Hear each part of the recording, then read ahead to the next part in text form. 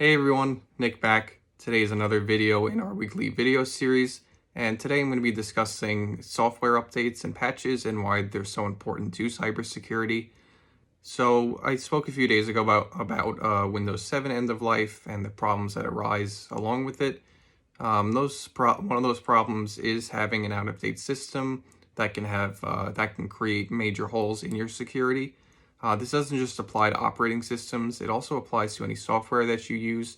The most recent numbers: about 55% of all computers across the globe are running an out-of-date software application. In terms of if it's up to date now. In terms of operating systems, 1 in 6 Windows 7 users and 1 in 10 Windows 10 users are running an out-of-date version of the OS. There are even some Windows 7 users who haven't updated since the beta, which came out over a decade ago.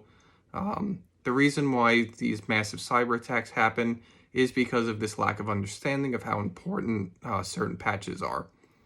In 2017, when WannaCry infected over 300,000 computers, they used an exploit in Windows that was patched soon after the attack.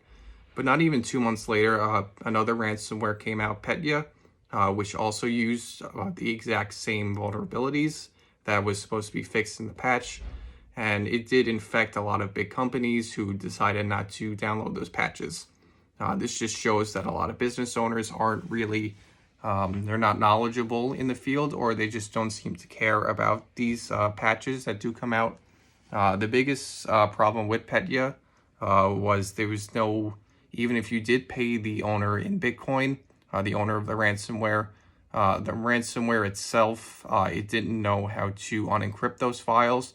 So the theory going around in the IT industry is that this ransomware was designed to make money and to cause some collective chaos across the globe. So it really, really is scary what these ransomware creators want to do. In terms of software vulnerabilities, there are a handful. Recently, there was a WhatsApp vulnerability that allowed denial of service attacks from an attacker if they sent a certain MP4 file to your WhatsApp. Outlook for Android also had a vulnerability. If an attacker sent you a certain email, that could compromise your device. A lot of these vulnerabilities are independently researched before hackers find them out, and then Good Samaritans send them to the software developers, and they're very quickly patched out. But these patches don't do anything if you're not downloading them.